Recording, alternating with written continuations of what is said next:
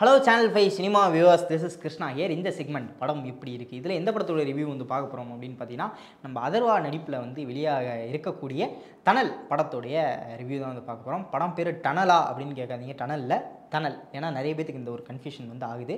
அது மட்டும் இல்லாமல் இந்த டனல் அப்படிங்கிற ஒரு விஷயமும் இந்த படத்தோட கதை கூட வந்து பயங்கரமாக சிங்க் ஆகிறனால மிஸ்கன்செப்ஷன் ஆகிடப்போகுது. டனலில் டனல்.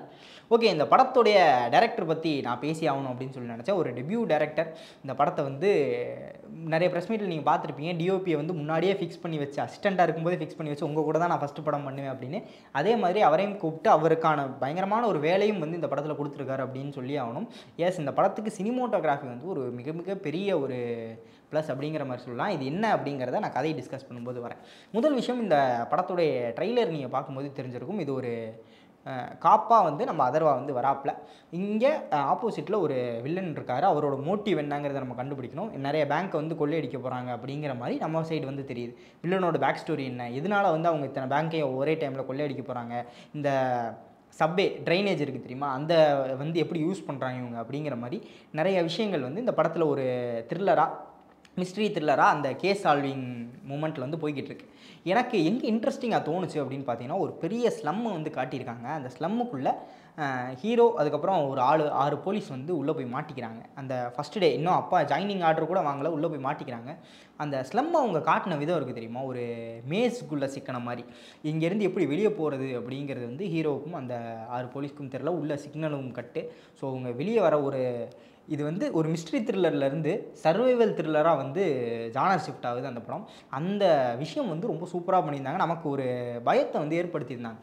ஒரு சாதாரணமான ஸ்லம்முக்குள்ளே மாட்டின ஒரு 6 பேரோட உயிருக்கு அவங்க தப்பிக்கணும்னு சொல்லி முயற்சி பண்ணுறது இந்தளவுக்கு சீரியஸாக, இந்தளவுக்கு சூப்பராக காட்ட முடியுமா அப்படிங்கிறது வந்து எனக்கு ஆச்சரியமாக இருந்துச்சு பார்க்கும்போது. அந்தளவுக்கு டெரிஃபிக்காக அந்த ஒரு ஸ்லம்மை, அந்த செட்டை வந்து காட்டியிருந்தாங்க அப்படிங்கிற மாதிரி சொல்லலாம். இந்த இடத்துல ஹார்ட் டைரக்டருக்கும் அந்த டிஓபிக்கும் வந்து நான் ஒரு மிகப்பெரிய அப்ளாஸ் வந்து கொடுத்துக்கிறேன். ரொம்ப சூப்பராக இருந்துச்சு அந்த 2 பேரோட ஒர்க். முக்கியமாக என்ன அப்படிங்கிறது பார்த்தீங்கன்னா, அங்கே எங்கேயுமே லைட் இருக்காது. அந்த ஹெட்லைட் இருக்கும் தெரியுமா, ஹெல்மெட்டில் ஒரு லைட், அந்த மைனிங் பண்ணுறவங்களாம் யூஸ் பண்ணுவாங்க. அந்த லைட்டை வச்சே நிறைய ஃபைட் சீக்வன்ஸ் எல்லாமே வந்து சூப்பராக கொரியோ பண்ணியிருந்தாங்க. அதுக்கப்புறம் ஒரு சின்ன பேரலில் ஃபயர் இருக்கும், அதை வச்சு நிறைய ஃபைட் சீக்வன்ஸ்லாம் கொரியோ பண்ணியிருந்தாங்க. உண்மையிலே சூப்பராக இருந்துச்சு அந்த சீன்ஸ்லாம் பார்க்கும்போது. கதை வைஸ் வந்தோம் அப்படின்னு பார்த்தீங்கன்னா, ரொம்ப இன்ட்ரெஸ்டிங்கான ஒரு கதை. நீங்கள் ஆரம்பிக்கும் போது இது எங்கே போய் முடிய போகுது அப்படிங்கிற ஒரு அசம்ஷனில் வந்து முன்னாடியே கணிக்கிறது அந்த மாதிரி எதுவுமே இருக்காது.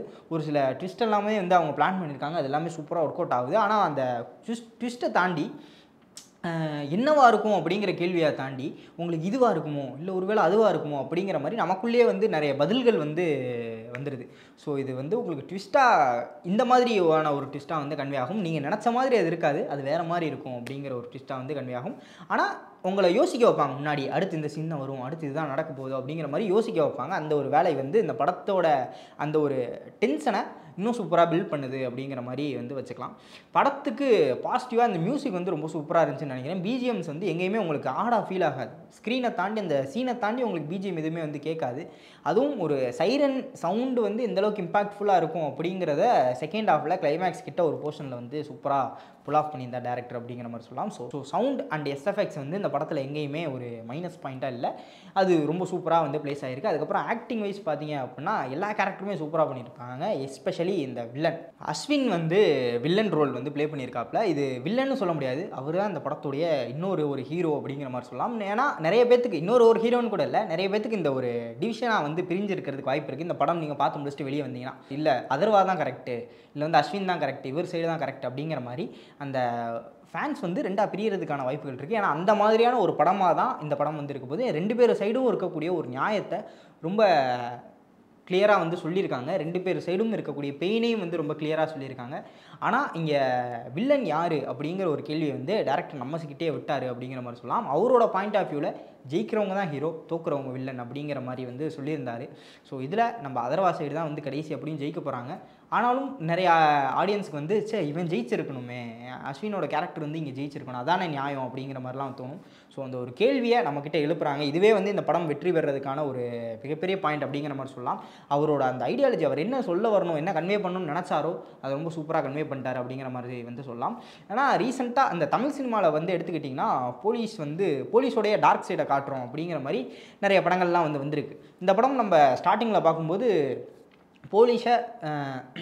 போலீஸ் டிபார்ட்மெண்ட்டை வந்து நல்லவங்களா போர்ட்ரே பண்ணி ஒரு படமாக வந்து இது கொடுக்க ட்ரை பண்ணியிருக்காங்களோ அப்படிங்கிற மாதிரி ஒரு கேள்வி வந்து எழும்போது ஃபஸ்ட் ஹாஃப் ஃபுல்லாக போக செகண்ட் ஹாஃப் அதுக்கப்புறம் கிளைமேக்ஸ் இது முடியும் போது போலீஸ் டிபார்ட்மெண்ட்னு இல்லை, எல்லா டிபார்ட்மெண்ட்லேயும் வந்து நல்லவங்களும் இருக்காங்க, கெட்டவங்களும் இருக்காங்க அப்படிங்கிற ஒரு விஷயம் தான் வந்து இந்த படம் மூலமாக கன்வே பண்ண வராங்க. இருந்தாலும் அவங்க என்ன பண்ணியிருக்கணும், அதை பண்ண தவறுனா இந்த மாதிரி கூட ஒரு எக்ஸ்ட்ரீமுக்கு ஒருத்தன் வந்து தள்ளப்படலாம் இந்த சொசைட்டினால் அப்படிங்கிற ஒரு விஷயத்தையும் வந்து காட்டியிருக்காங்க. படத்தோட எண்டிங்கில் கூட இது வந்து இதோட முடிஞ்சு அப்படிங்கிற மாதிரி முடியல, ஒரு சின்ன கிளிஃப் ஹேங்கிலோட தான் வந்து டேரக்டர் முடிச்சிருக்காரு. அதனால இதுக்கப்புறம் பார்ட் 2 வருமா அப்படின்னு கேட்டிங்கன்னா அது எனக்கு தெரிஞ்சு பார்ட் 2க்காக விட்ட கிளிஃப் ஹேங்கர் மாதிரி தெரில. அந்த மெசேஜை இன்னும் நல்லா கன்வே பண்ணணும் அப்படிங்கிறதுக்காக அந்த ஒரு சீன் வந்து காட்டின மாதிரி இருந்துச்சு. ஸோ ஓவராலாக பார்த்தீங்க அப்படின்னா ஒரு நல்ல ஆக்ஷன் பேக்டான சூப்பரான படம் தான் வந்து தனல். யோசிக்க வைக்கக்கூடிய ஒரு படம் தான் வந்து இந்த தனல்.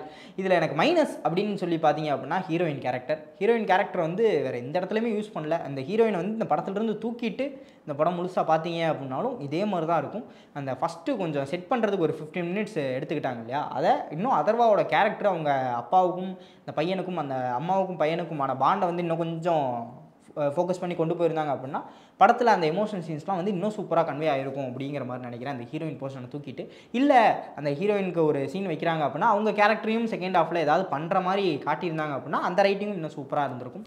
அந்த ஒரு கேரக்டரை மட்டும் மிஸ் பண்ணிட்டார் டேரக்டர் அப்படிங்கிற மாதிரி சொல்லலாம். மற்றபடி படத்தில் எந்த ஒரு ஃப்ளாவுமே இல்லை. நீங்கள் கண்டிப்பாக தேட்டரில் போய் செக் பண்ணி பார்க்கக்கூடிய ஒரு படம் தான் வந்து தனல். ஸோ உங்களில் எத்தனை பேர் இந்த படத்தை வந்து பார்த்துருக்கீங்க அப்படின்னா இந்த படத்தை பற்றினா உங்களுடைய தாட்ஸ் அண்ட் வியூஸை மறக்காம கீழே கமெண்ட் பண்ணிட்டு போங்க, நானும் பார்த்து தெரிஞ்சுக்கிறேன். ஸோ இதே மாதிரி இன்னொரு ஆசமான வீடியோவில் உங்களை வந்து சந்திக்கும் வரை விடைபெற்றுக் கொள்வது நான் உங்கள் விஜய் கிருஷ்ணா. Signing off. பாய்.